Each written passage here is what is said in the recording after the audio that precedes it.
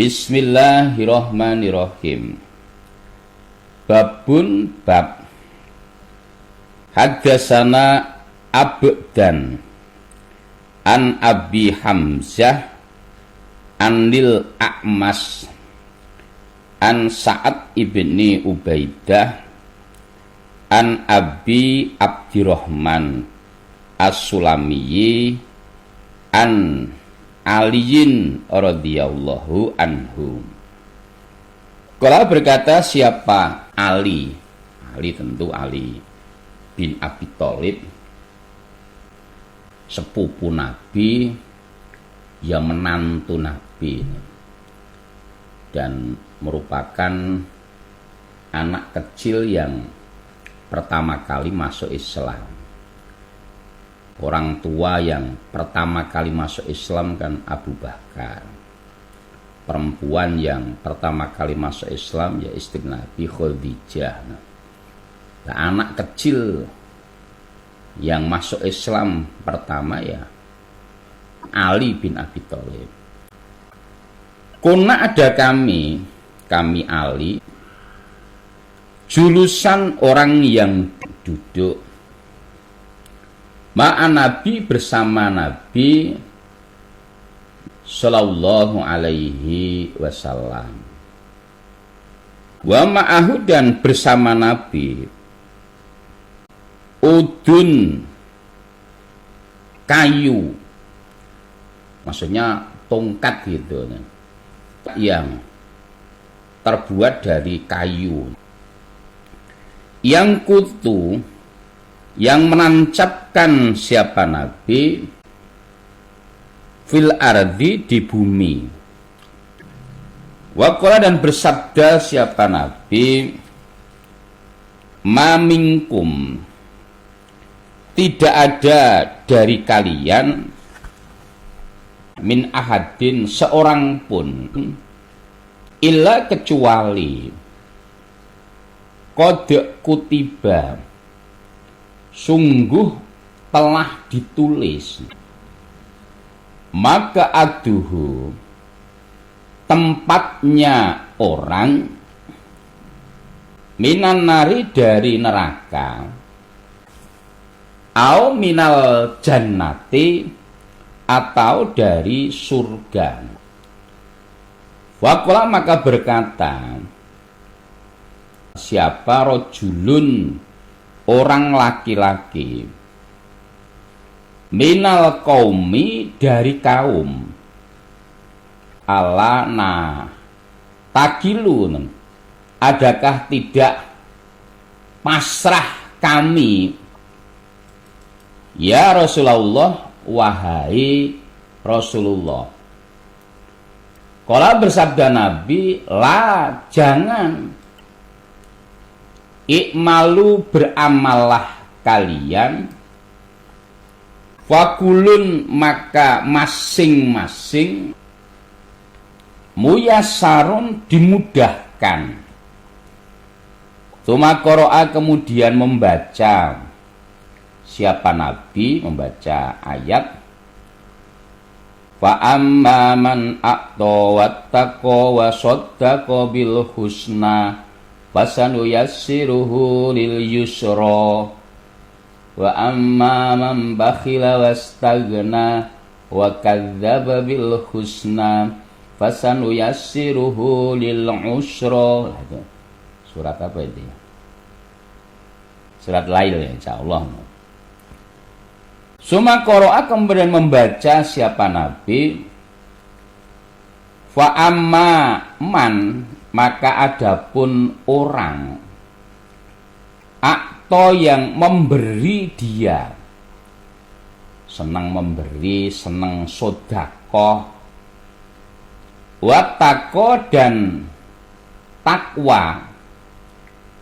Definisi takwa itu senantiasa mengerjakan perintah, meninggalkan larangan. Kalau lanjutannya itu wasodako bil husna, dan membenarkan kebenaran, menurunkan Al-Quran. Wasanu yasiruhu lil yusro, maka Allah akan memudahkan di dalam yang mudah. Nah, dimudahkan jalan masuk surga. Maka ayatnya itu al-ayah. Al-ayah itu dan selanjutnya. Maksudnya ayatnya masih panjang dan di dalam Rawahu Bukhari, kemudian ayat Al-Qur'annya insya Allah di dalam surat Al-Laili, surat Lail. Bapak Ibu yang kami hormati, pendengar pecinta dakwah, di dalam hadis Bukhari diriwayatkan oleh sahabat Ali bin Abi Thalib. Ali bercerita, saat itu kami, berarti Ali dan teman-teman atau sahabat-sahabat yang lain itu sedang duduk-duduk bersama Nabi. Tentu duduk-duduknya Nabi dan para sahabat itu untuk bermusyawarah, untuk taklim dan lain sebagainya. Duduk-duduk terus ngopi bareng. Emang anak sekarang ya enggak. Duduk-duduk dalam rangka taklim, belajar ilmu. Nah, kemudian saat duduk-duduk itulah Nabi memakai tongkat yang terbuat dari kayu. Kemudian tongkat itu ditancapkan ke tanah. Kenapa para sahabat kadang-kadang menceritakan gestur atau keadaan itu memberikan takkid? Takkid itu menguatkan bahwa Ali itu benar real mendengar hadis dari Nabi sampai dia hafal posisinya, apa yang sudah dilakukan saat itu bawa tongkat. Itu kan menandakan, ada kan dalam cerita juga ada bahwa jari-jari Nabi lebih panjang daripada jari saya.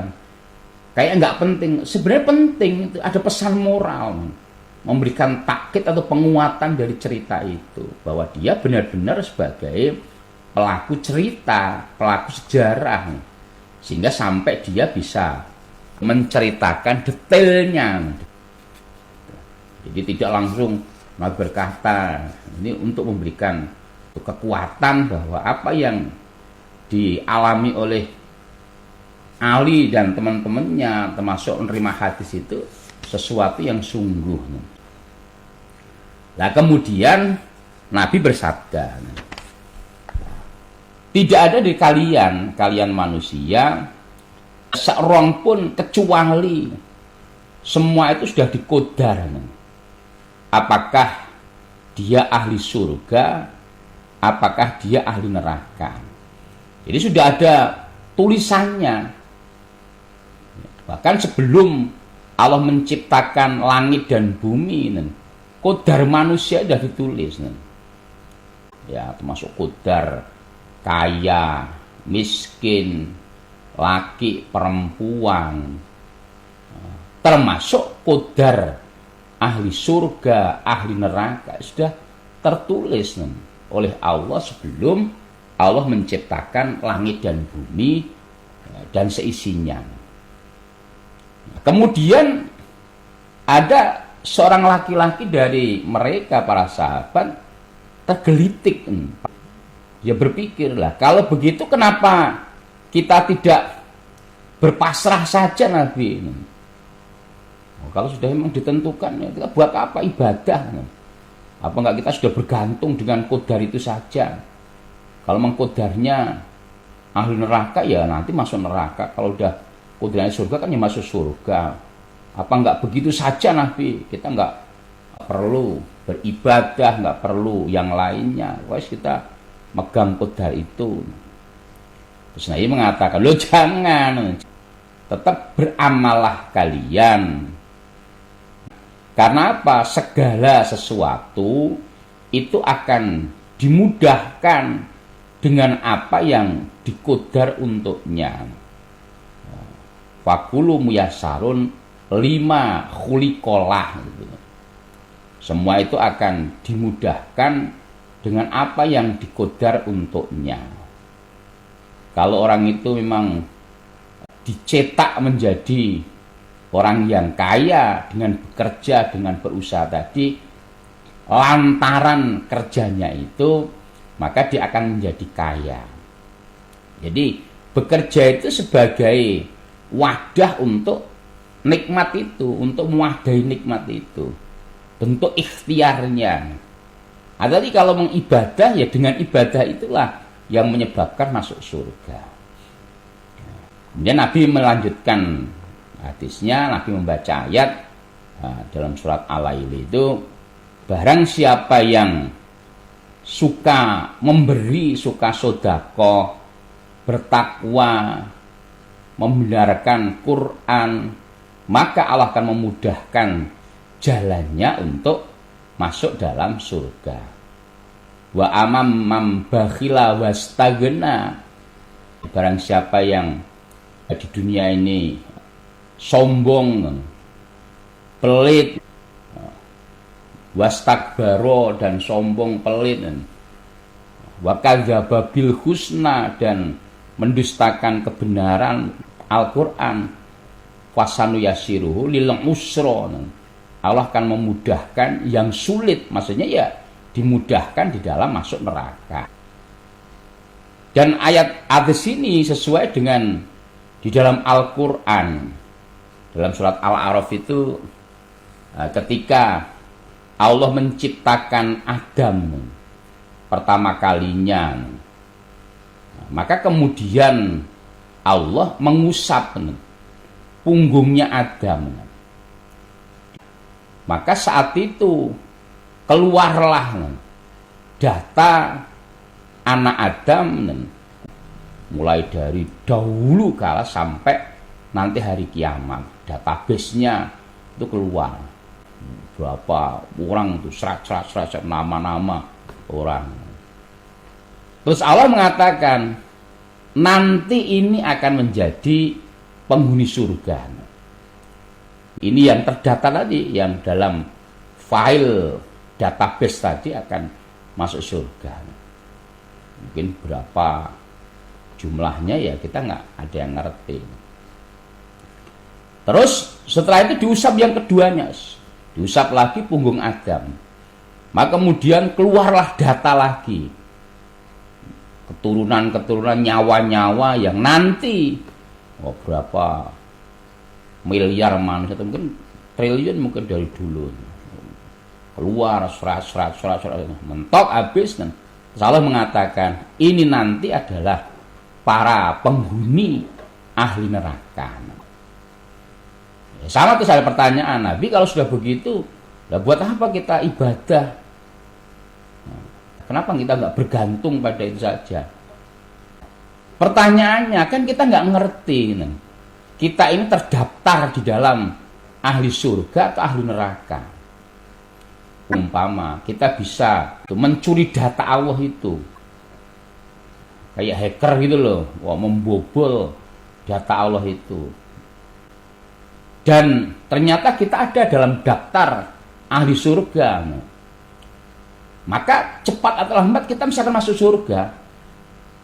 Delalahnya akan masuk surga. Di penghujung hayatnya, iman atau bagaimana, pasti masuk jadi orang yang masuk surga. Maka tadi kullu syai'in muyassarun lima khuliqalah, segala sesuatu itu akan dimudahkan apa yang dikodar untuknya. Kalau kodarnya ahli surga, ya contohnya para sahabat itu loh, kita mengenal yang namanya Umar bin Khattab. Umar bin Khattab itu di masa jahiliyahnya itu, wah, seorang bromocorah, pembunuh, bahkan mendapat julukan singa padang pasir, atau ya Hamzah. Nabi itu punya paman namanya Hamzah. Itu sangat kejam sekali. Bahkan kalau kita lihat ceritanya itu, untanya Ali itu loh, sebelum jadi orang iman, itu disembelih, dia mabuk disembelih, terus jantungnya dimakan mentah-mentah. Namun justru anehnya, dia justru iman. Waktu perang Uhud, dia termasuk syahid perang Uhud. Bahkan ceritanya jasadnya Hamzah itu dimutilasi oleh seorang budak yang namanya Wahsy, yang dibayar oleh orang-orang musyrik, perempuan musyrik, karena sakit hati dibayar, mutilasi. Padahal ya selama hidupnya tuh Hamzah itu, namun justru dia menjadi syahid. Sebaliknya Abi Thalib yang begitu baik, lemah lembut, maka Nabi sampai nggak rela, sampai protes kepada Allah. Kenapa ya Allah, engkau tidak tunjukkan pada Abi Thalib? Sampai Allah klarifikasi, innaka la tahdi man ahbabta walakin Allah yahdi ma yasha. Muhammad, engkau tidak bisa memberikan petunjuk pada orang yang engkau cintai sekalipun, tapi Allah yang menunjukkan. Karena memang hidayah petunjuk Allah, sudah ada tulisannya. Jadi kalau pantes-pantesan mendapatkan hidayah, kan logikanya kan si Abi Thalib. Kenapa justru Hamzah? Kenapa justru Umar bin Khattab? Ya karena memang saat diusap oleh Allah itu Umar bin Khattab cetaknya ahli surga. Sehingga apa? Di penghujung usia menjadi orang iman, bahkan menjadi pejuang Islam, bahkan yang mampu menaklukkan Palestina di zaman Khalifah Umar bin Khattab dan lain-lain. Atau dalam kisah ada orang yang sudah membunuh 99 orang. Kemudian dia ingin tobat. Dia tanya orang, dijawab, wah kamu sudah nggak diterima tobatnya, kamu udah dosa kamu udah banyak. Orang yang ngomong langsung dibunuh, jadi cukup 100. Namun kalau memang ceritanya selalu dilalahnya loh. Dia tetap ingin bertobat. Belum sampai tempat untuk bertobat, dia sudah meninggal. Malaikat ahli surga dan neraka berebutan. Yang ahli surga, wah ini ahli surga kan dia mau tobat. Yang ahli neraka, wah ahli neraka udah pembunuh. Salah mengatakan, coba ukur jarak antara dia meninggalkan kemaksiatan menuju tobat tadi dekatan mana. Nah, diukur dekat menuju tobatnya. Kalau menuju masjid ya dekat masjidnya, kurang beberapa meter, akhirnya dia masuk surga. Karena memang cetaknya ahli surga. Yang jadi masalah kan kita nggak pernah ngerti data base yang Allah miliki.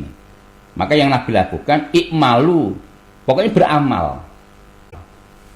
Berapa sesuai dengan efeknya. Kalau orang beramal baik masuk surga, beramal baik. Maka kalau dengan cetaknya ahli surga adalah amal baik itu masuk surga. Tapi kalau kemudian cetaknya neraka, beramal baik begitu mau mati murtad. Nah itu memang cetaknya ahli neraka. Ya segala sesuatu sudah ada qadarnya, maka hanya diperintahkan fakulu muyassarun lima khuliqalah. Atau di dalam masalah qadar rezeki, orang kaya miskin adalah qadarnya.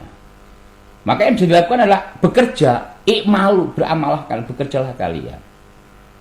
Maka kalau kalian bekerja, kalau memang cetaknya kalian kaya, ya dengan bekerja itu kalian akan menjadi kaya. Tapi kalau memang cetaknya miskin, ya pekerjaannya sama, namun ya nggak kaya. Maka dalam istilah itu, pekerjaan itu bisa ditiru, bisa diikuti, namun rezeki tidak. Ada orang itu kaya karena jualan bakso, omsetnya itu jutaan, bahkan setiap tahun haji, tiap bulan umroh. Pertanyaannya, apakah kemudian ketika orang itu jualan bakso misalnya seperti dia? Ya belum tentu. Ada orang jualan bakso dari dulu ya nggak naik kelas, ya begitu melulu. Ya karena memang rezeki itu milik Allah. Yang bisa kita lakukan adalah berbuat. Kalau memang qadarnya kita itu kaya, ya akan dimudahkan lewat usaha kita, ikhtiar kita.